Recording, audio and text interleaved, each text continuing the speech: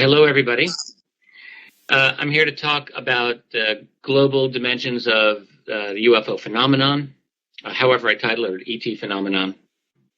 I've been researching UFOs a long time, I guess about 20, little more than 20 years. And my main focus is really not so much on the spiritual aspects of this phenomenon. I think that's interesting. I don't discount it. But I'm really a political analyst. That's fundamentally what I'm interested in doing and looking into. And in terms of the UFO phenomenon, my interest in general, and tonight is really to look at to see how this phenomenon relates to us globally and in terms of the international power structure. In other words, have you asked yourself, how does the cover-up operate? To what extent can we make sense out of this? I don't have every single answer for that, by the way, but I'm going to offer some thoughts about that for you tonight. Someone asked me, do I think the ETs have their own religion? That wasn't really on my agenda, and I have no way of knowing. I mean, what do we even mean by religion? Do they have their own spiritual beliefs?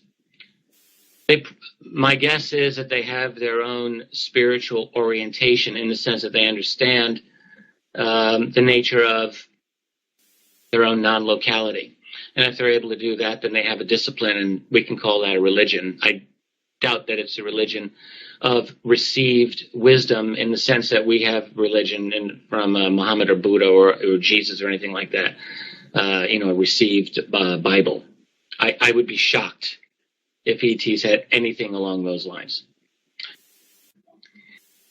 When I look at the UFO phenomenon, when we look at the UFO phenomenon, I think it's very easy to forget that sightings are not only global, they're not only worldwide, but there are so many thousands of encounters, that is, direct encounters with what appear to be non-human beings. And on top of that, the thousands upon thousands of perplexing UFO sightings that exist every year. We have no way of knowing how many there are because, frankly, we are at a loss of collecting the data. It's only in North America that we have a couple of websites. There's the MUFON website. There's the National UFO Reporting Center. They collect sites. For 2014, they collected a total of, I think, about 14,000 reports last year. 14,000. I'm not saying all of those are alien craft or even that most of them are, but I think they're quite interesting. And then when you consider that for every report that there is, there's probably 10 or more that are not reported, it's off the charts.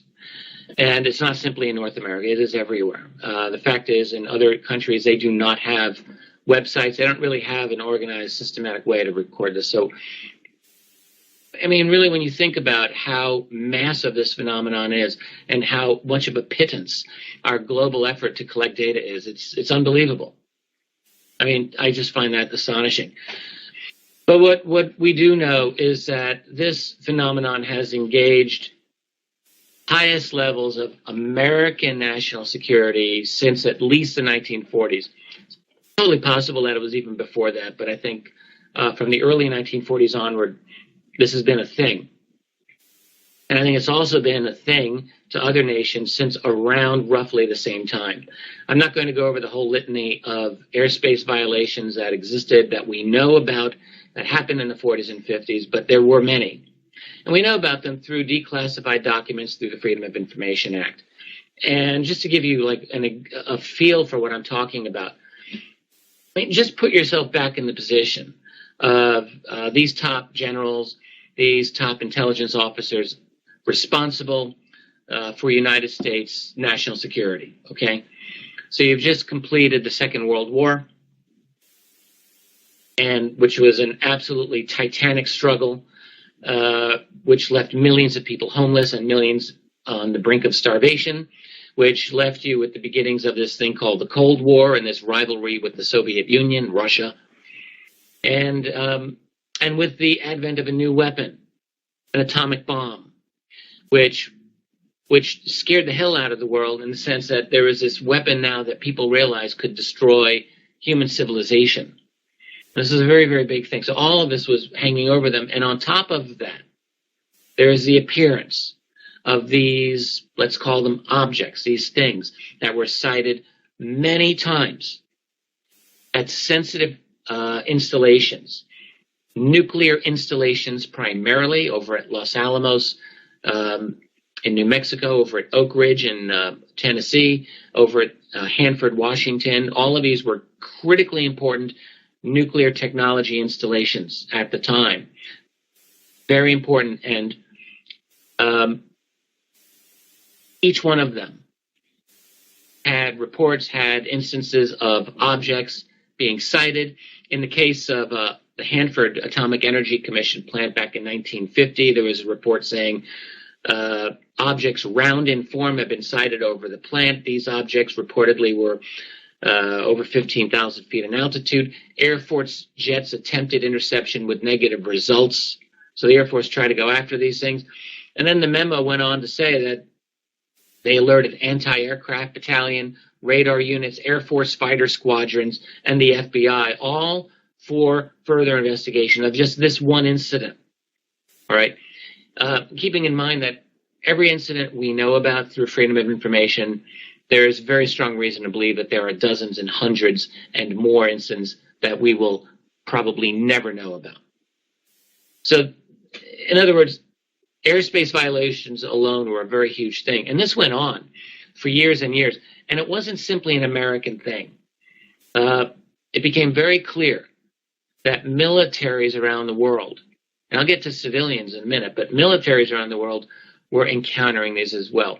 By the 1970s, we have very good reports out of China. We have very good reports, many from the 1950s onward out of South America, quite a few military ones.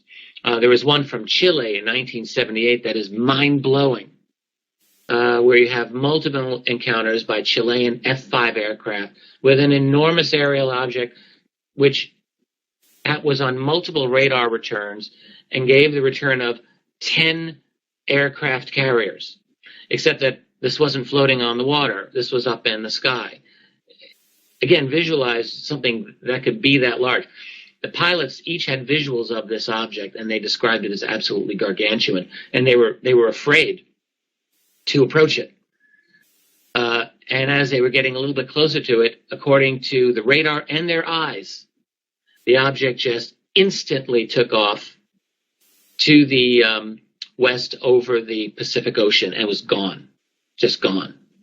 So it was not only as large as 10 aircraft carriers, but it had instant acceleration and departure. That's back in 1978. And we have this is in a U.S. declassified document that we got through Chile. So it's just fascinating. And you have to ask yourself, what could that possibly be? Could that possibly be human technology? I think that's very unlikely. Could it possibly be alien? Well, sure. What are they doing in an object that is the size of 10 aircraft carriers?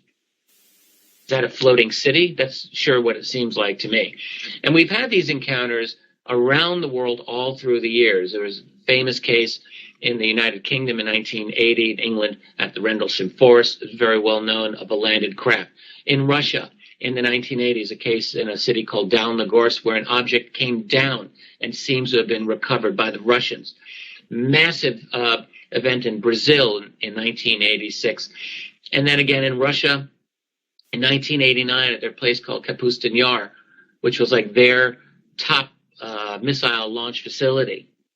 An object came in late at night, hovered low over their nuclear weapons, over their missiles, attempted interceptions, all failed. This object was off the charts in maneuverability.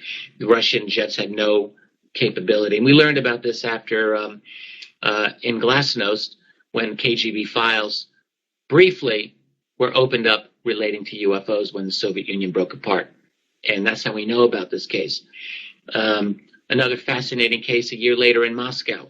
Then in Belgium, the famous Belgian Triangle of 1989-1990.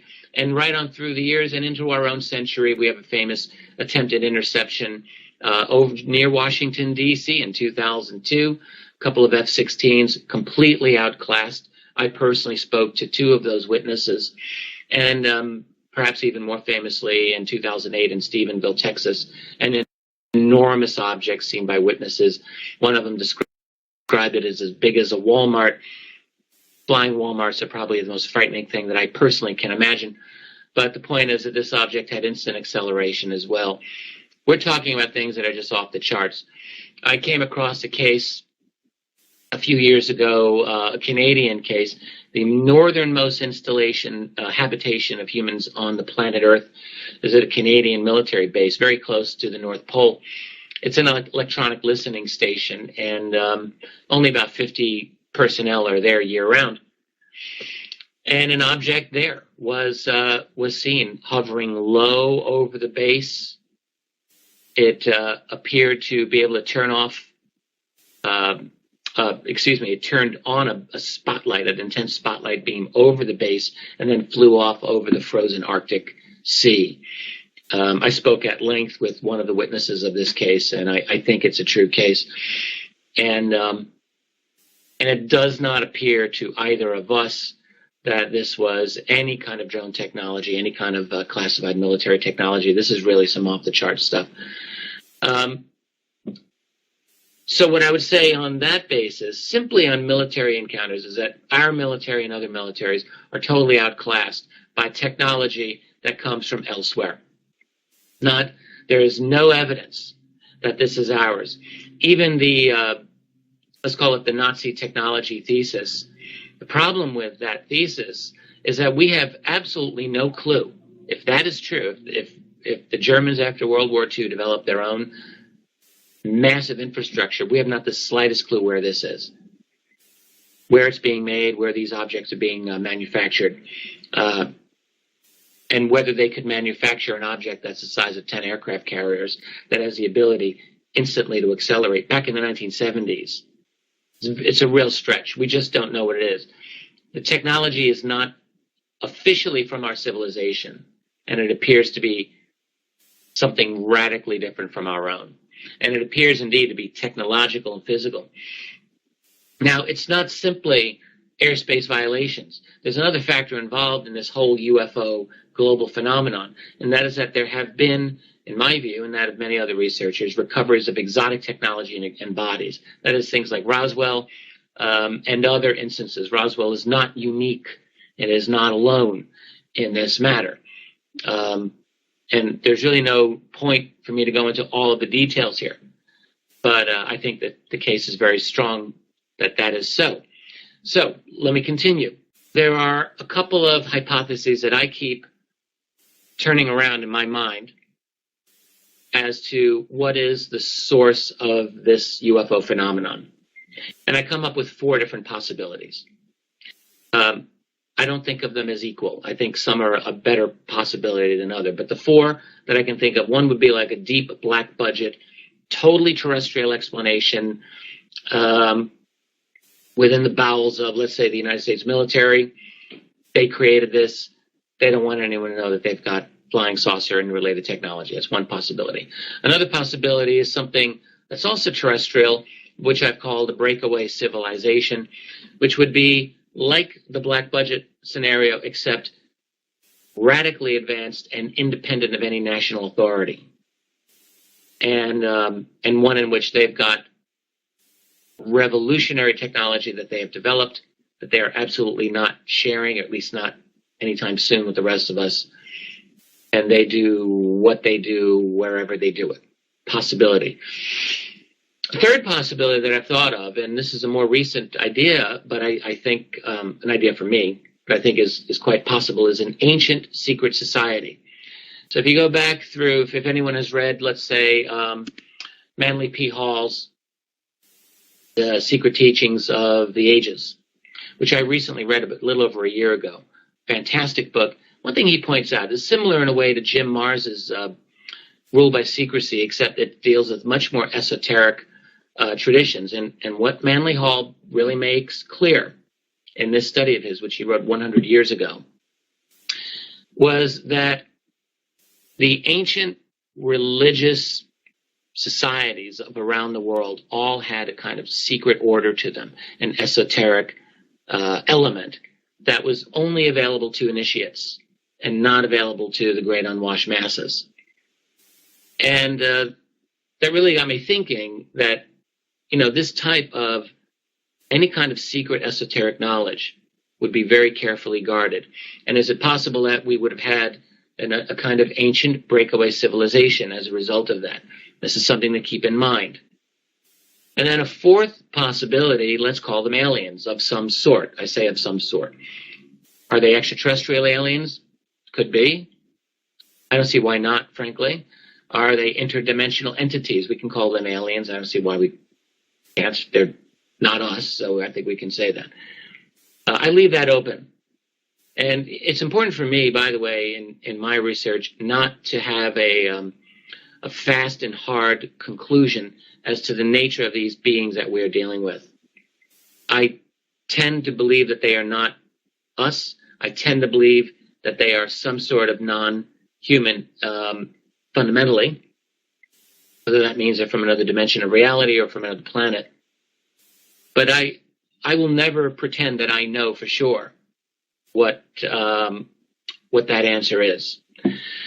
I will say, though, from reports, military, and also from, now I'm going to get into a lot of apparent interactions that people have had with these beings. I myself have spoken at this point probably to hundreds of individuals who've had what appear to be either abduction experiences or encounter experiences or CE5 experiences. And when I look at all of these, all right, I see a couple of capabilities of these other beings. One, they have the ability to disable very advanced weaponry that we have. I didn't get into a lot of those cases, but that is absolutely the case. Two, I think they have the ability to manipulate space-time in some way. We have to remember, what is space and what is time? Our common sense tells us space just goes like a river, or rather time just goes like a river and space just goes on and on and on. But that's really not actually what space and time are. Space and time are a fabric, and we know this. And we know that space and time have, as it were, their point of origin. Time is not something that just keeps going on and on and on forever. Time is itself able to be manipulated. And it's difficult, I think, for most of us in our common sense to remember that, but I think that is absolutely the case. And I think these other beings seem to have that ability. I also think they have the ability to control our human biology to the extent that they want to. And I say this because when I think of a number of apparent abduction reports or other encounter reports where people aren't necessarily abducted, but they have an encounter with these beings, they're often paralyzed. So these beings have the ability to exert total neurological control over us if they want to. Another capability of these beings is that they are telepathic. I would say that they are intensely telepathic. To the extent that if I were ever to hear a story from a person about their communication with an alien being and it's not telepathic, I think something's wrong with that. Now, there are cases of people having conversations with very bizarre, totally human-looking beings who also happen to be telepathic. So, but the telepathic component is, I think, very, very significant for these beings.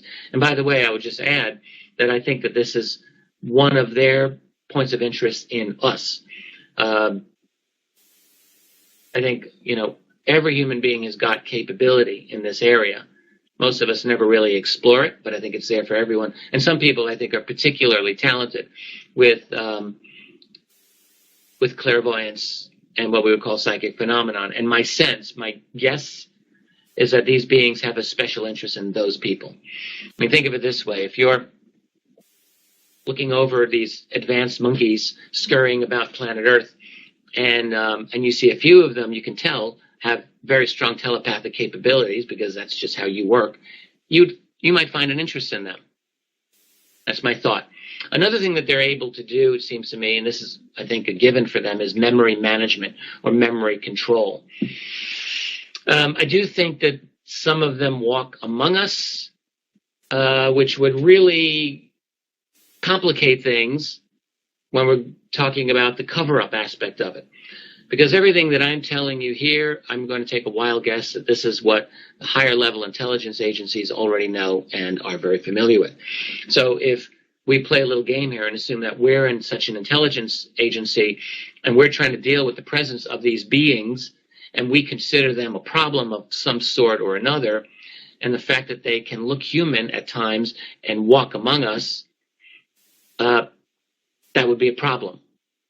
I've had a number of conversations with witnesses who've had unnerving conversations, who've had unnerving interactions, I should say, with beings who are intensely telepathic and who are not really going out of their way to communicate with these people, but I think the communication happened kind of accidentally and was a shock to the person.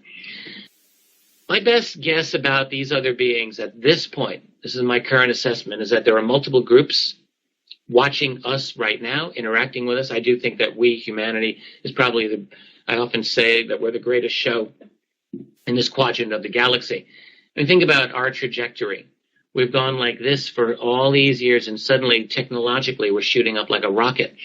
In the last 100, 150 years, when you look at the transformation of human society, I think any being who has the ability to look at us is realizing that we, right now, are poised to leap right into their world.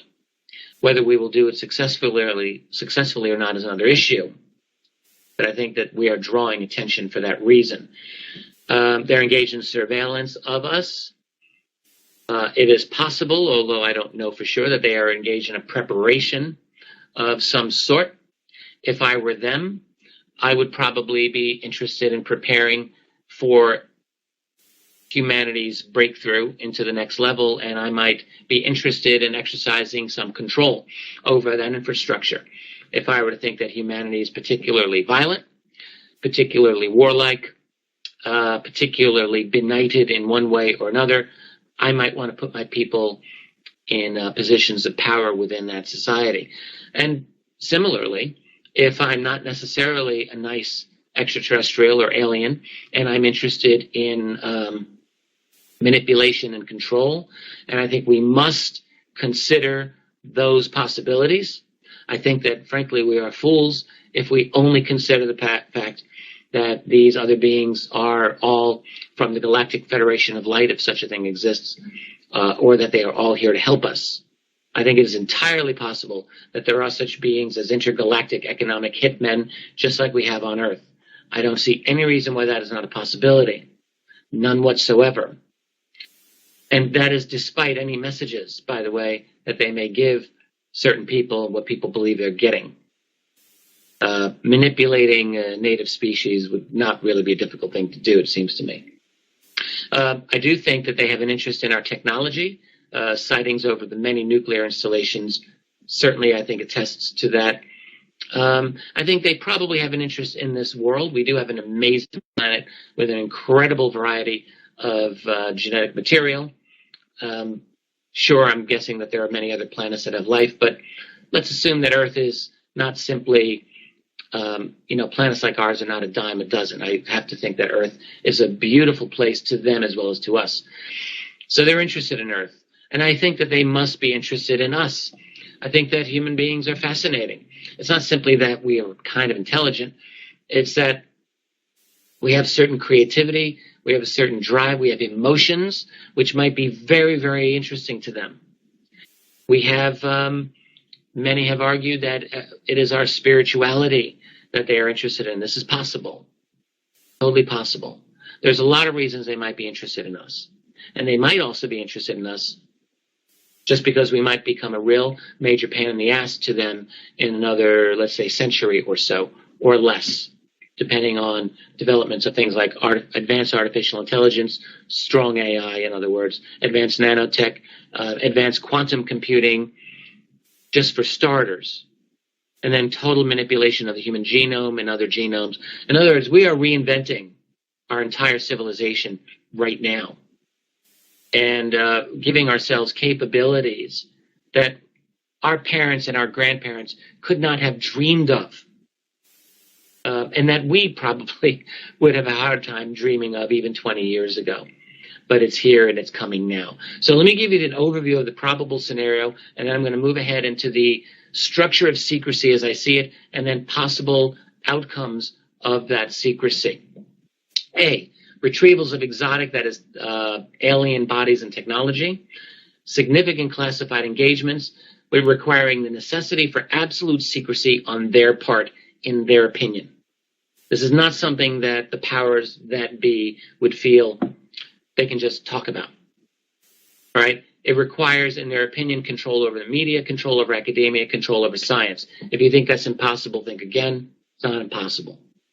Been a lot of work done on exactly how that control is exerted. I'll bypass that for now. Required the creation of black budgets. That is a kind of illegal, quasi-legal, but mostly illegal way of providing funding for these programs so that you don't have to tell Congress about it and you don't have to tell the public about it because you need to keep it secret. So it's black. And that is not what the American system was supposed to be about. But that's what's happened. It required the creation, I think, or at least the expansion of illegal financing, criminal financing. So we're talking narco-trafficking, banking fraud, securities fraud, not all of which goes into financing the UFO cover-up, but I think some of which probably does. All right, and some of which lines their pockets and the like. But the criminal financial system that is in this world is a runaway type of a system. And it makes it very easy, I think, to fund these programs when you don't have to go to Congress for tax dollars. You can just get them from proceeds from drug trafficking and the like. So this creates a situation of runaway secrecy, and it's a secrecy that becomes privatized. This is another important point about the secrecy. We can't really talk, I think, properly about government secrecy on UFOs anymore. I don't really think that's quite appropriate. I mean, yes, we need to hold governments accountable for this, but what has happened over the last human lifetime is that private corporations have moved into this scenario. So like if I'm the Army and I've recovered technology at Roswell or bodies at Roswell, what do I do with it?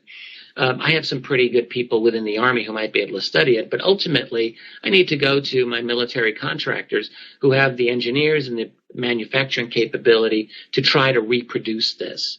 So ultimately the technology is going to go to private contractors, to major industry. And what happens when that occurs? Presumably the lawyers hammer out a classified agreement giving maybe some ownership to General Dynamics or Raytheon or Lockheed or General Electric, some to the Army. Patents that are probably derived from the breakthrough technology go to those companies. They're making a lot of money now. And the incentive for giving up the secret once you're making a lot of money goes to less than zero. So you have a privatized kind of system that comes into place. And what are they working on? They're working on secret technology programs. They're obviously working to duplicate to some extent this technology. And I think, by the way, they have succeeded to some extent. I think some of the the black triangles that we're seeing are made by us.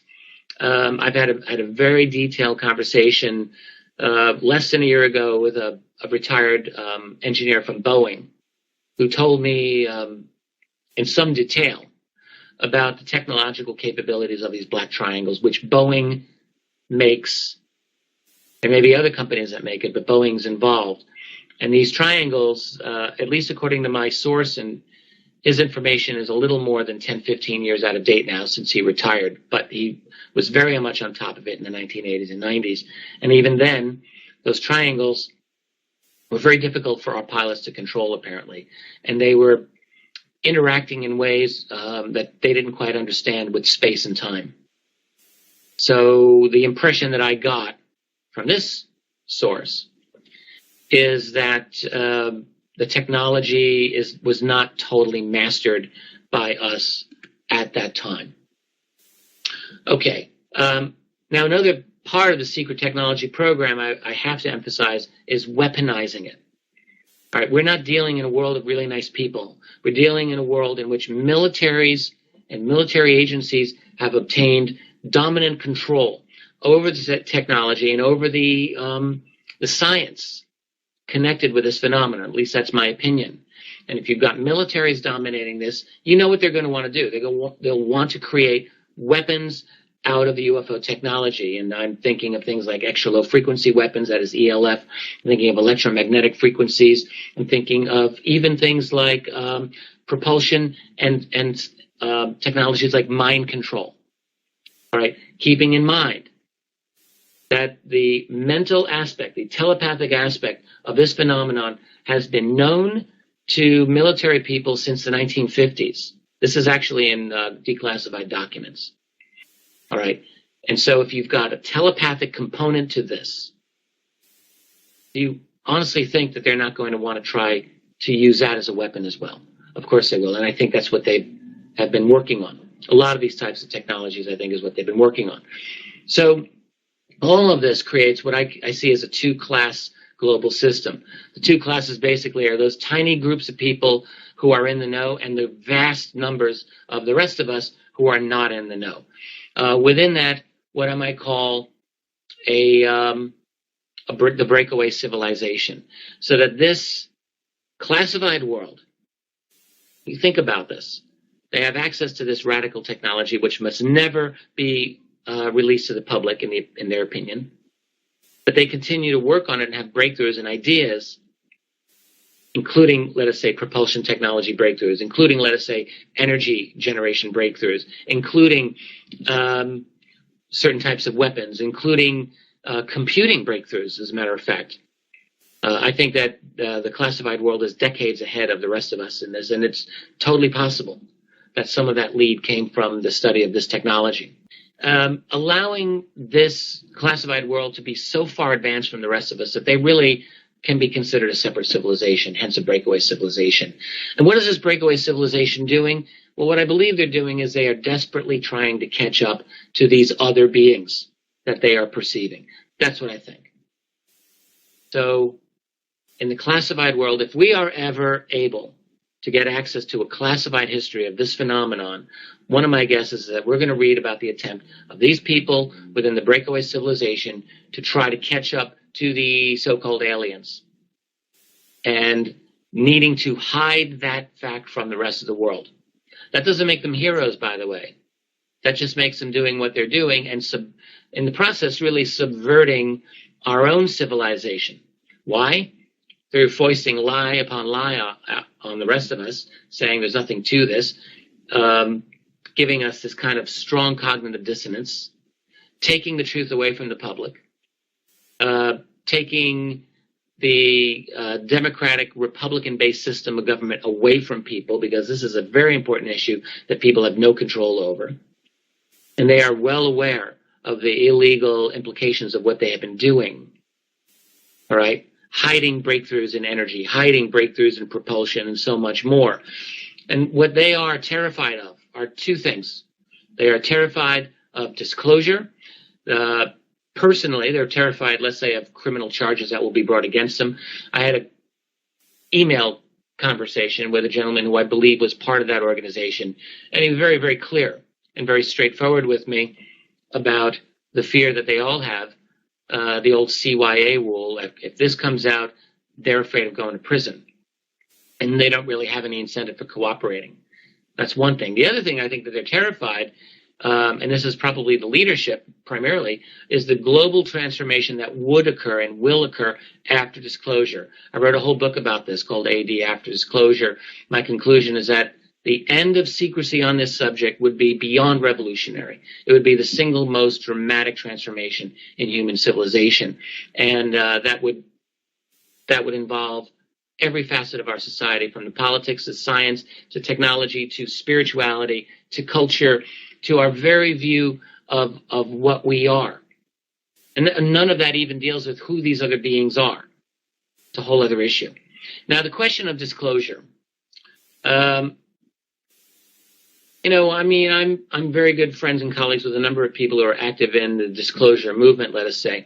I've always been very skeptical that disclosure is going to happen in the immediate future. I do believe it will happen. I think it's an inevitability.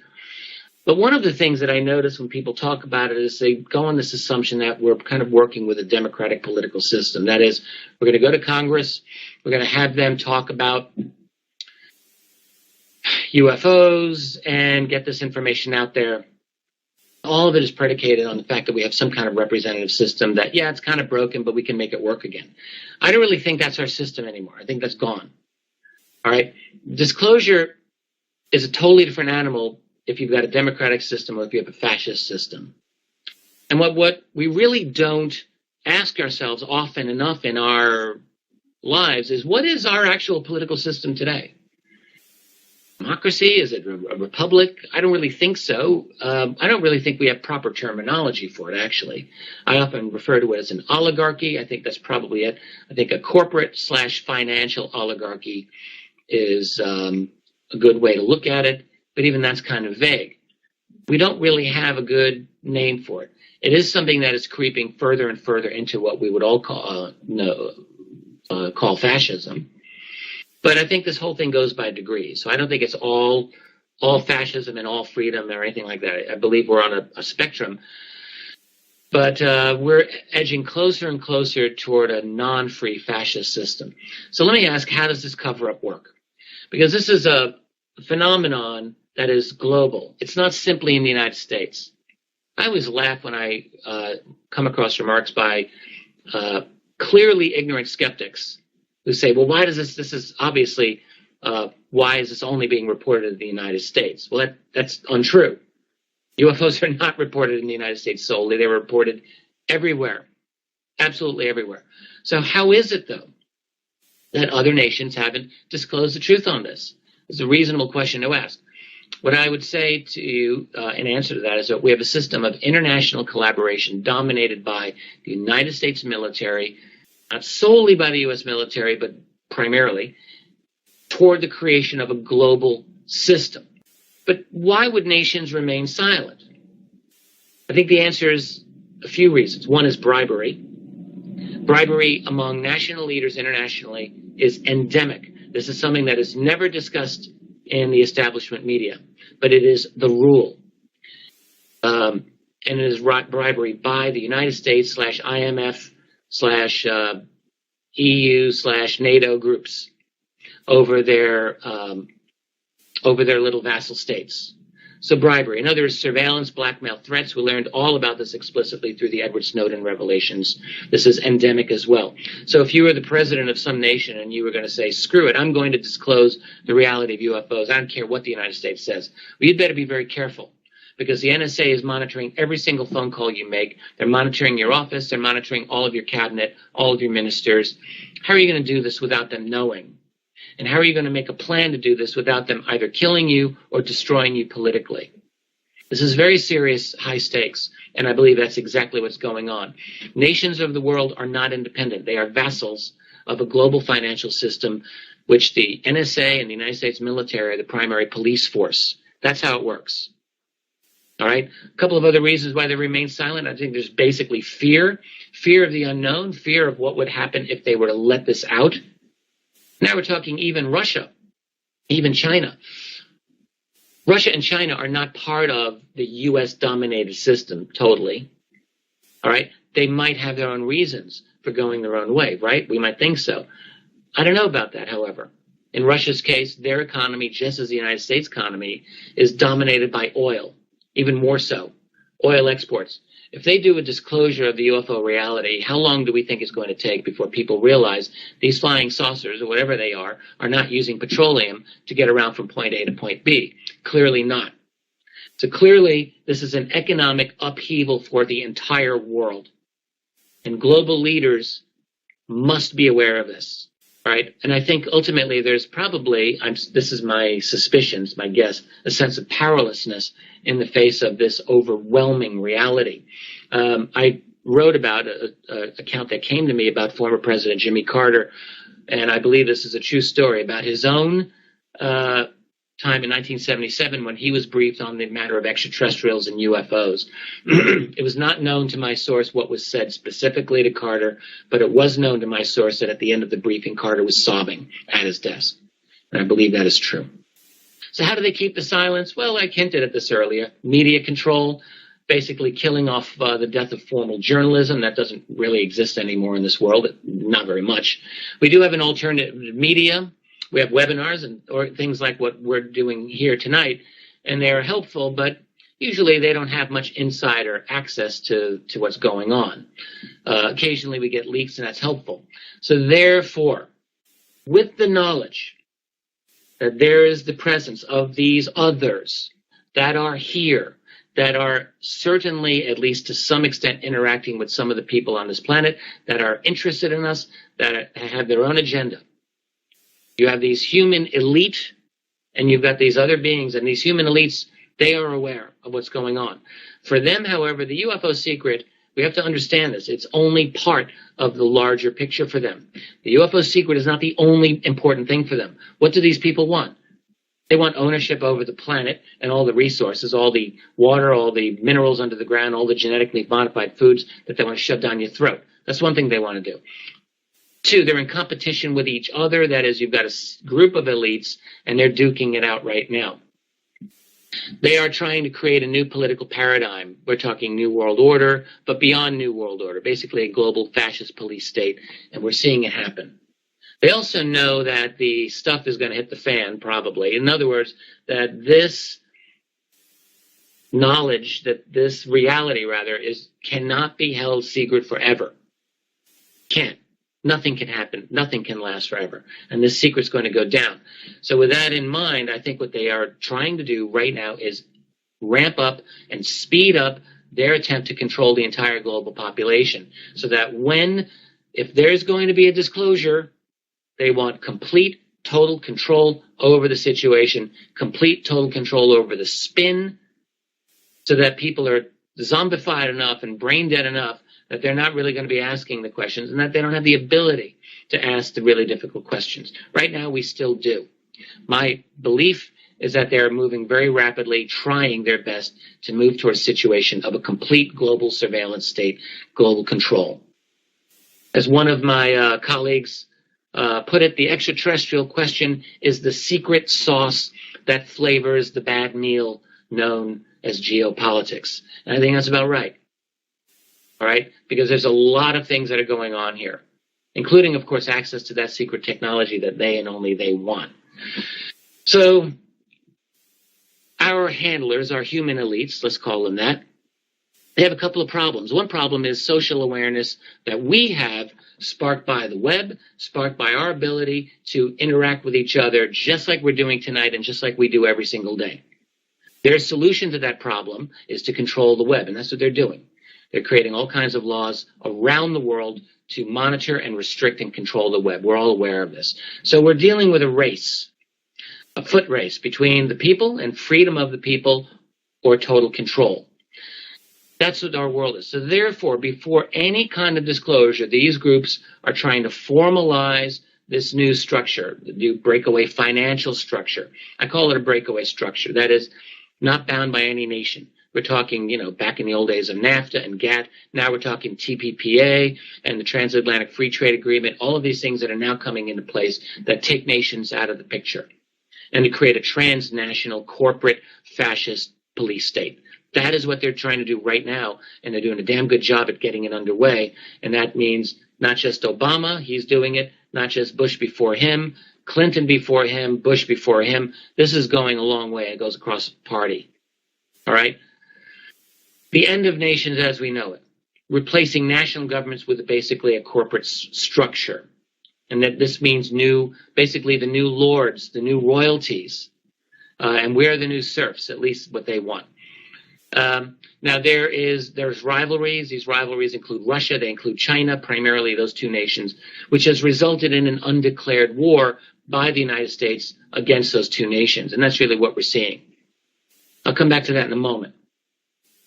The world that they're trying to create, though, no free file sharing. They want to enforce intellectual property rights to such an extent that things like the Pirate Bay are going to go down. That's a problem for us because the Pirate Bay and its successors will be absolutely critical for us. Why?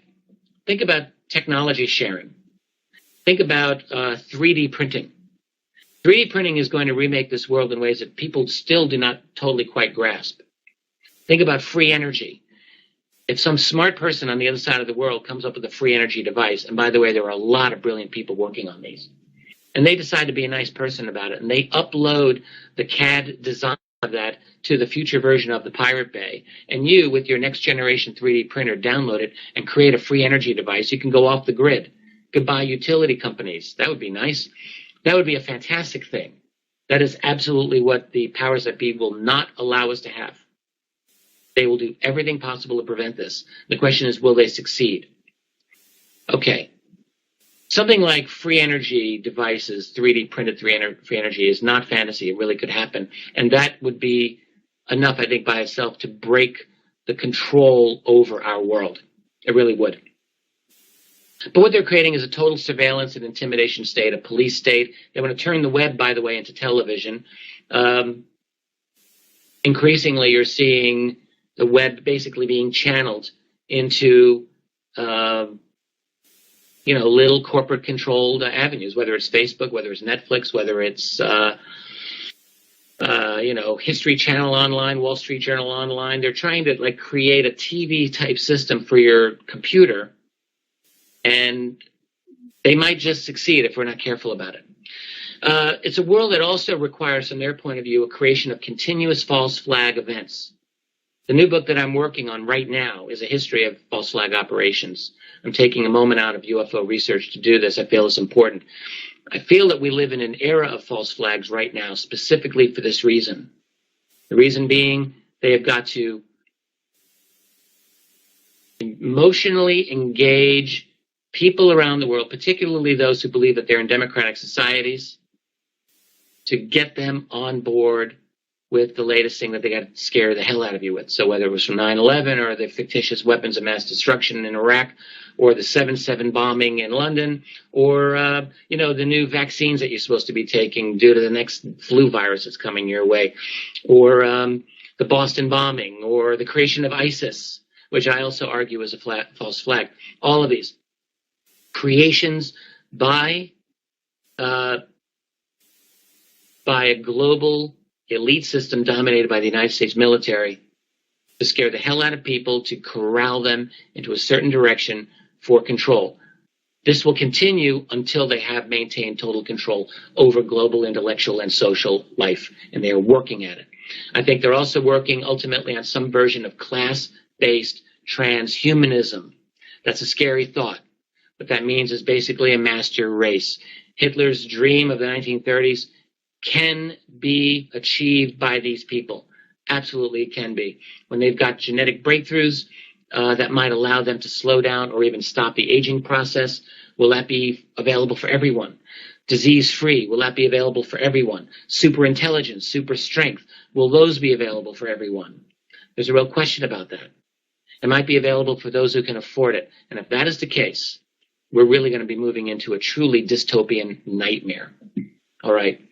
All of these things are on their agenda. And then there's the development of the breakaway technology, in part UFO derived. And then we might try to imagine what is their end game vis-a-vis these other beings. I think that what they're trying to do is to play catch-up, as I said before, but I believe that their version of catch-up will only include a hierarchical totalitarian state. That's how I believe that they think they're going to do catch-up. That's going to leave most people out of that game.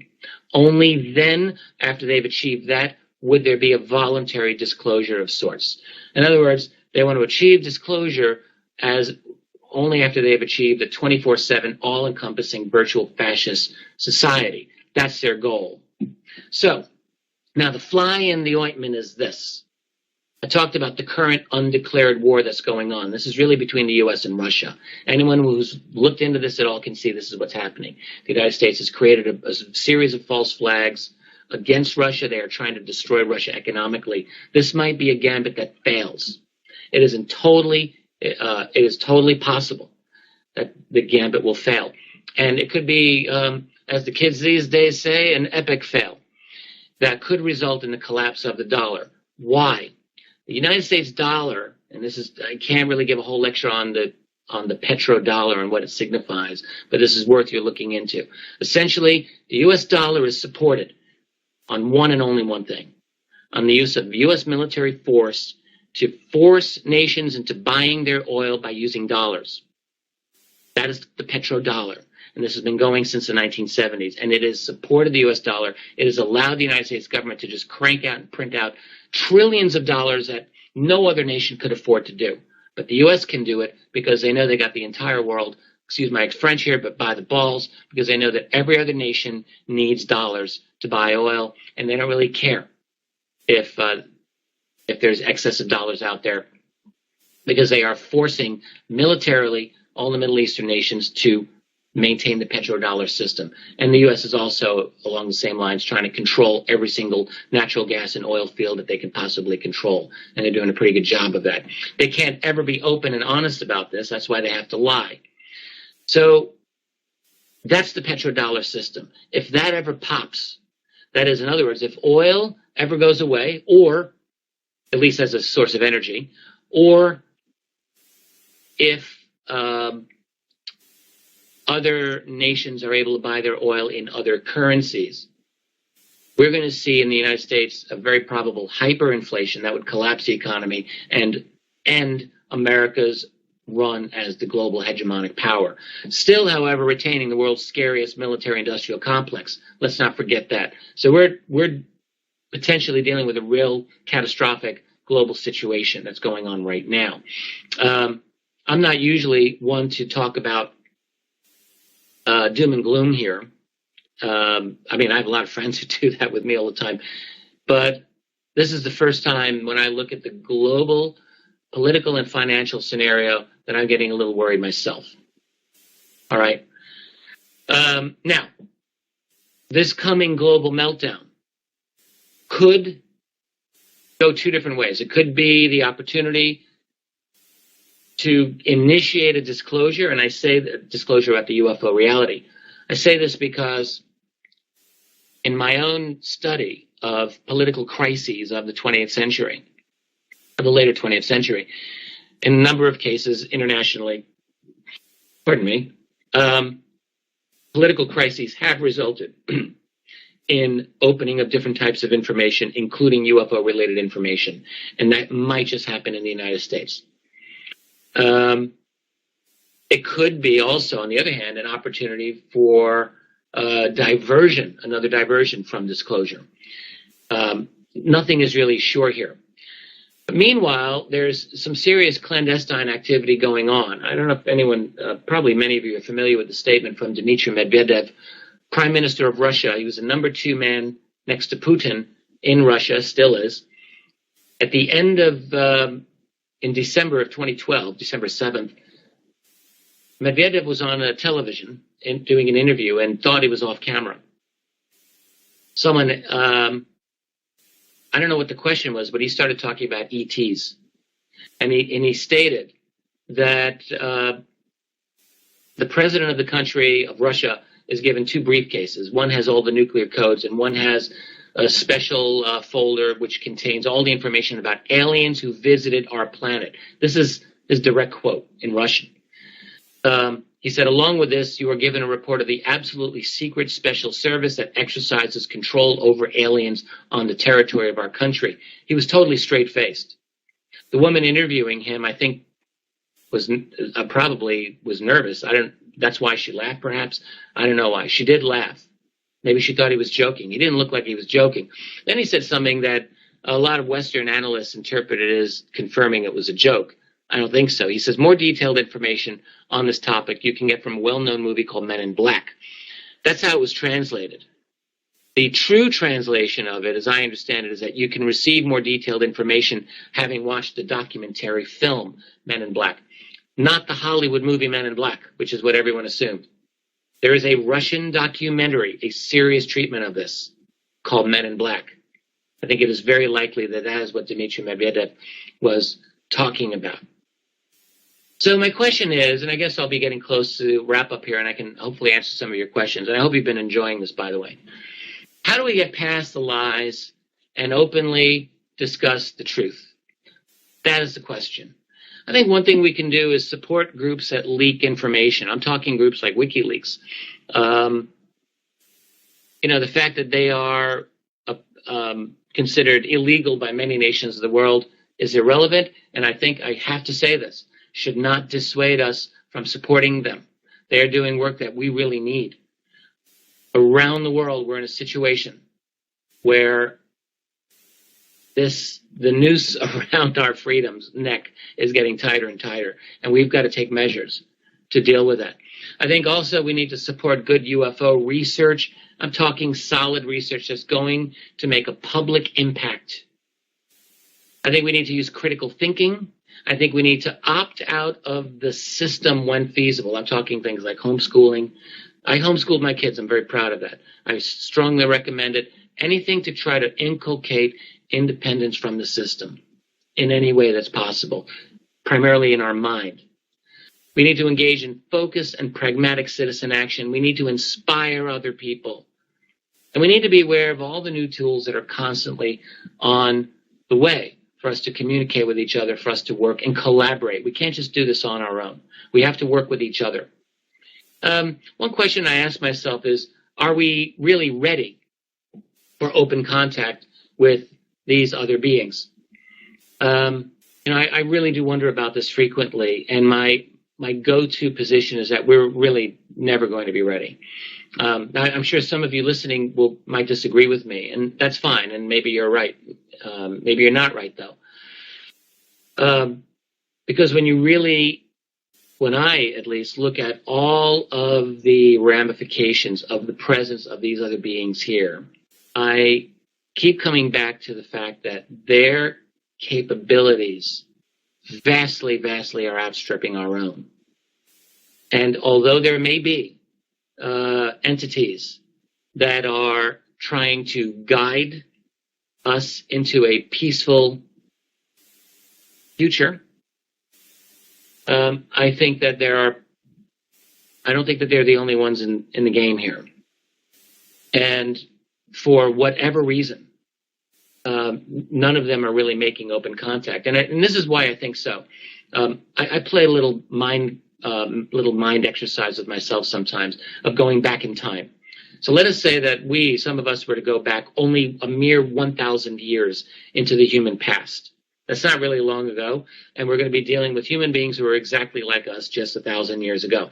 So the question is, how much about our society today in 2015 could we tell them? Could we tell the most brilliant medieval person that we encounter from the year 1015? Would we be able to tell them even that the Earth goes around the sun? Maybe not. That might be a tough one. That might be enough to pop someone's head. Could we tell them furthermore about things like bacteria and microbes and microscopic organisms? Could we tell them about the possible age of the Earth? Could we tell them about the size of the Earth? And then could we tell them about all of the other things in physics, the concepts that we deal with in our world today? Could we tell them about, could we tell them about the tools in our iPads and our weapons? I mean, what would that do to those people? I mean, I really think that they would have a kind of a psychological, social meltdown if the information that we had in our society were to be given to them. And that's human beings exactly like us, a mere 1,000 years distant from us. That's nothing. So what would it be like for other beings who probably operate beyond our space-time reality? How much could they actually tell us about the nature of their reality, even if they had our best interests in mind? My suspicion is very little indeed. And that's if they had our best interests in mind. What if they didn't really care about us that much the way some of us like to think they do? What if they really don't? What if they use us or want to use us? How much truth would we get out of them then? Would we get truth, or would we get deception from them, just like we get deception from our own elites? All of these are questions I really can't answer, but I'm just putting them out there for you to think about. So all of these now, the fact that we're never going to be ready for disclosure doesn't mean it's not going to happen. All right. My opinion is that our desires are of really secondary importance to the fact that we, my friends, are on a train, and that train is going down a track and it's going at a very high speed right now. We are reinvented our civilization, and we are continuing to reinvent this civilization in ways that I am convinced are going to force this secret out one way or another. I don't know exactly how that mechanism is going to happen, but I think it's going to happen, and we're not going to be ready for it. But it'll happen, and when it happens, this civilization we have that is really built on encrusted lie after lie after lie is going to have a serious crisis. And this could be a crisis that will ultimately be a very positive outcome. But I think it may take a few generations for that outcome to be seen. I think in the meantime, we're going to be dealing with a lot of confused and angry and frightened people who, not everyone is going to be ready for the portal to ascension, So there's going to be a lot of other people of very, very differing levels of understanding of this, and they're going to be inhabiting this earth along with the rest of us. So it's going to take time, but I think ultimately, once we get this reality out, whatever it entails, I do have a faith, and I do believe that we will be better off for it, because I cannot believe that we are meant to live in a world based on illusions and lies that are designed to manipulate us and keep us in the dark. I cannot believe that, and I'll never believe that. No matter how difficult the truth may be, maybe it's a wonderful thing, but whatever the truth is, I think that we are better off knowing it than not knowing it. And with that, I want to thank you for being here with me. And I've got some time to answer some questions. UFO subjects seem to represent a spectrum. For example, sightings lasting seconds to hours. Some people never get physical encounters while others are taken aboard. It suggests a lack of unification on their part. Yeah, given the differences in encounter types, yet all of them abide by a single principle of non-mass intervention. What do you make of this? Yeah, I actually wonder about this a lot. That's a great question. And it's one reason that I'm hypothesizing, I'm not the only one to do this, that we're dealing with multiple groups that act in different ways. I mean, you got people who describe the classic tiny, large-headed gray aliens. That's one type. You get people who talk about totally human Nordic type beings, and I get this more and more. You get people who talk about telepathic downloads of benign entities that is a completely non-physical encounter altogether. Now, those types of encounters, I have a hard time with. I'm not saying that they don't happen, but I have a hard time with them because they're not associated typically with UFOs. They're associated with intentional contact that people are adamant saying that, yes, they got when they meditated, when they did it. And I don't disbelieve them, by the way. But what I don't really know is what exactly they're dealing with. But yeah, there's a plethora. There's a wide variety of types of encounters here. I mean, ultimately, I'll just speak off the record, even though I guess this is on the record. My sense of what we're dealing with is I actually don't think that we are ever really going to get truly to the bottom of this mystery. That doesn't mean we shouldn't attempt. I've spent my life doing it, and I'm glad I have. What I mean is, if we... This is a true story that happened to me when I was very, very young. I was observing my dog. I think I was about 20 years old or so. And I was feeding my dog, and I was observing my dog as I was feeding him. And I realized, well, my dog's very smart, you know. He knows me. He knows that there's food in that can as I was opening up the can of dog food. He was very aware of that. And he knows a lot of things that I was never aware of, like smells and sounds and so forth. But he didn't know how the food got into that can. Like, he couldn't figure that out. He didn't know that we have factories that make dog food, right? He doesn't know that he was taken out of his natural environment to live in cities with human beings, and he doesn't know what the moon is when he howls at it. It's not that he doesn't know. He can't know because he's a dog. Dogs' brains work a certain way. Our brains work a certain way. And I remember thinking, well, gee, Richard, you're so damn smart. So your dog's here. You're here. What's there? What's up there? In other words, there have to be beings with the ability to sense dimensions of reality beyond anything that we can grasp. Now, I do think that we have abilities to grasp glimpses of that through, I'm a very big believer in things like remote viewing and clairvoyance. I don't need any more convincing about that. I am convinced. So we've all got a capability there.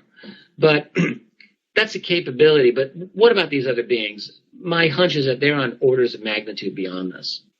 They very probably have abilities to manipulate space-time reality in ways that we can really only dream of right now, and dream of comprehending. It would be like if we go into a fish pond and there's fish in there, and they can perceive that we're there, but they don't really know what we do on land. So we're a little bit more advanced than the fish, but you get my point. So it's not that we can't make progress in understanding it. We can.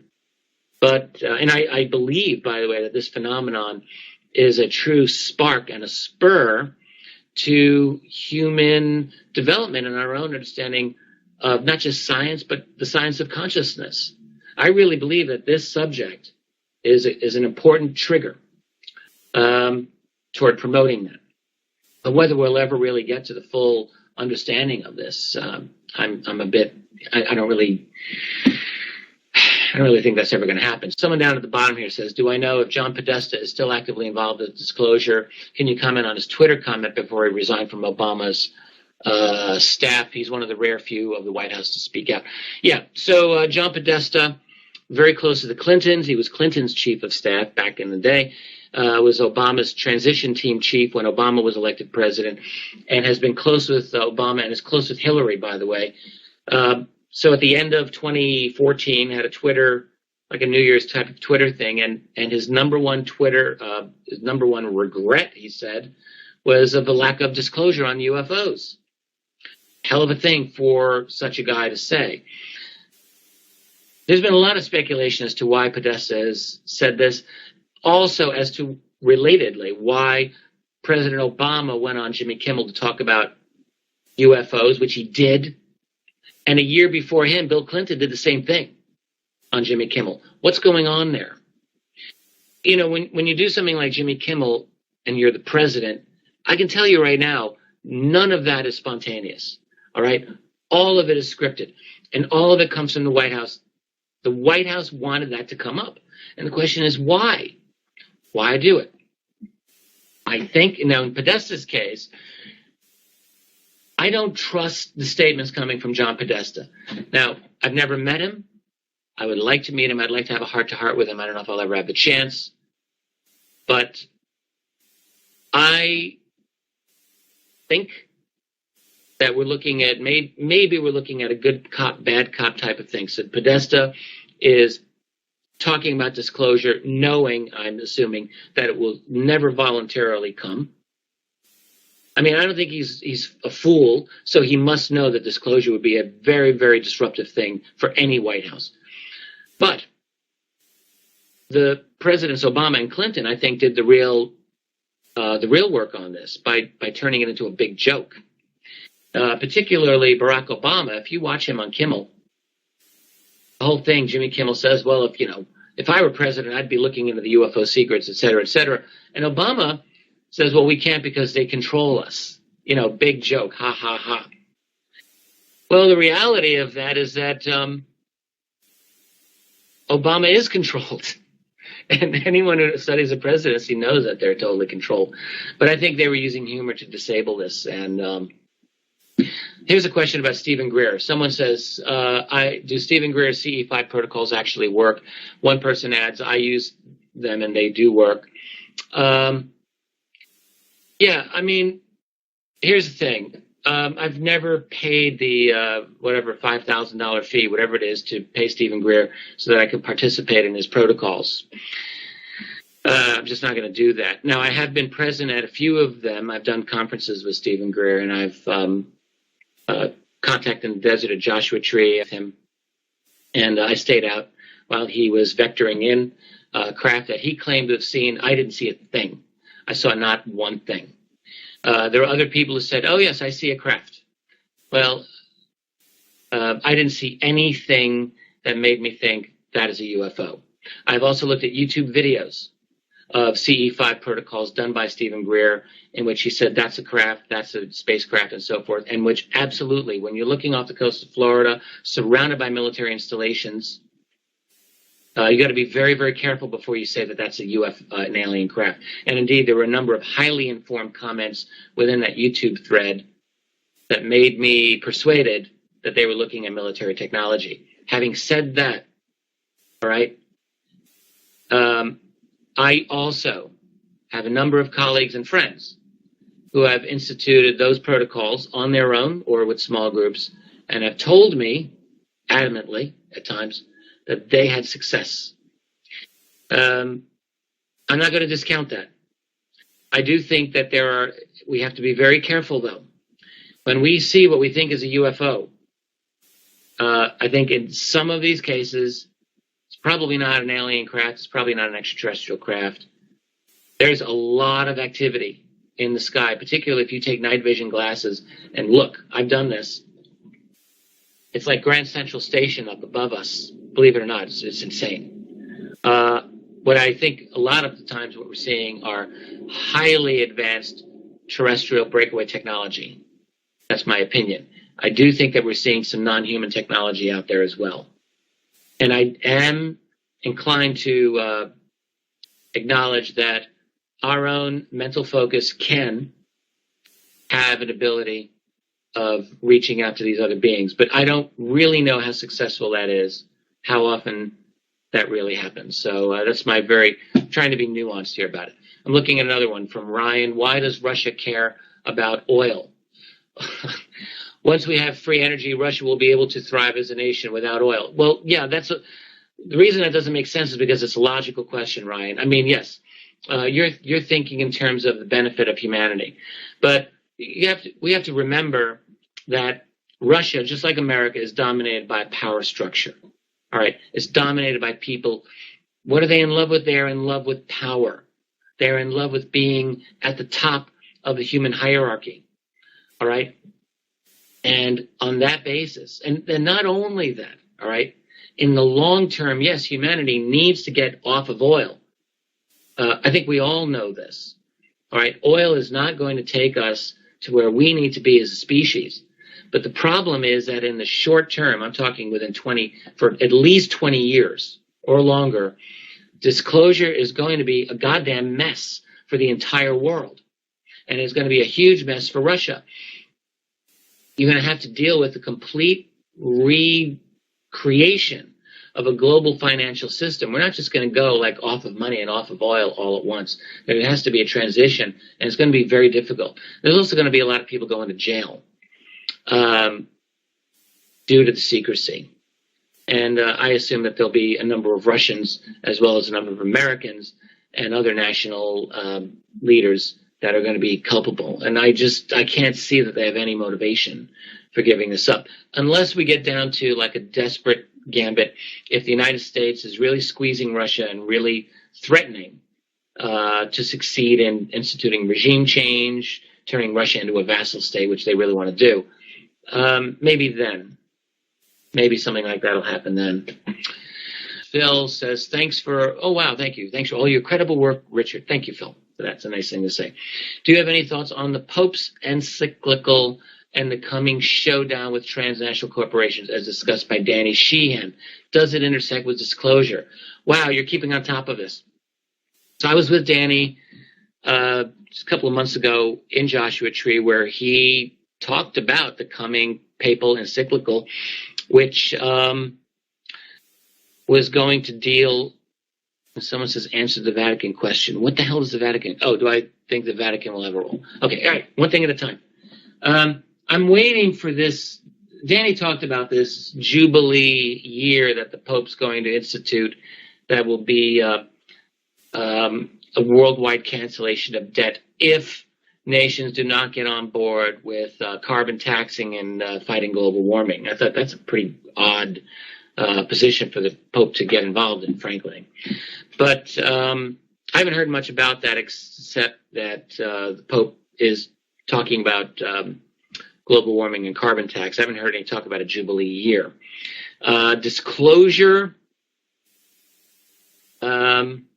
I haven't heard Danny talk about that coming from the Vatican in his last statement, unless I missed it. Larger question is, will the Vatican have a role in disclosure? And I would say this, that when we get to a kind of snowball effect, when it seems like disclosure has moved from being impossible to inevitable, guarantee that the Vatican's going to get on board.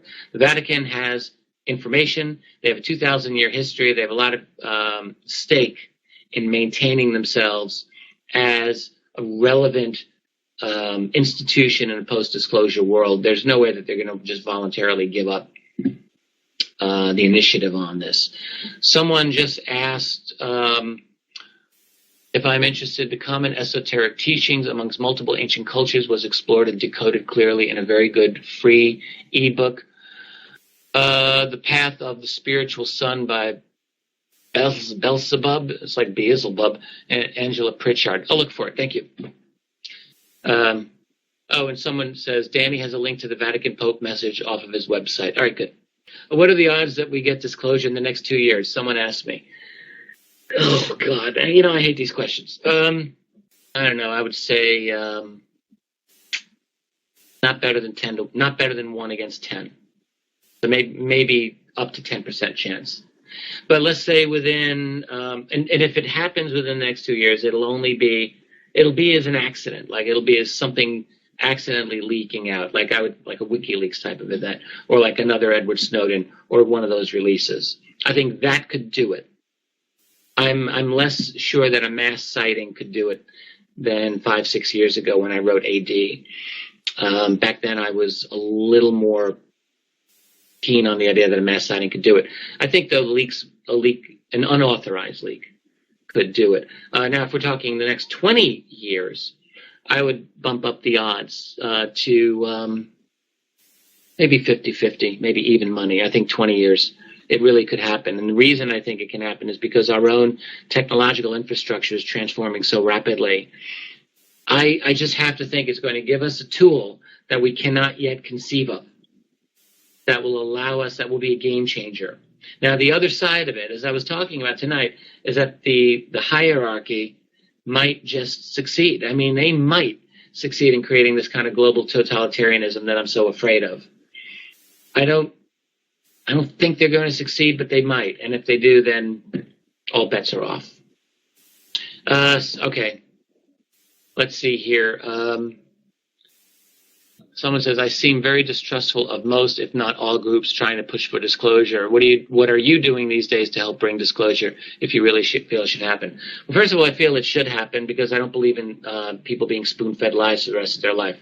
And I support all groups that are trying to bring about disclosure. I'm very close friends with Stephen Bassett over at Paradigm Research Group, and I know, in fact, that I'm the only person who's ever spoken at every single one of Stephen's X conferences that he organized over the years. And I've been very close with Stephen on a lot of initiatives.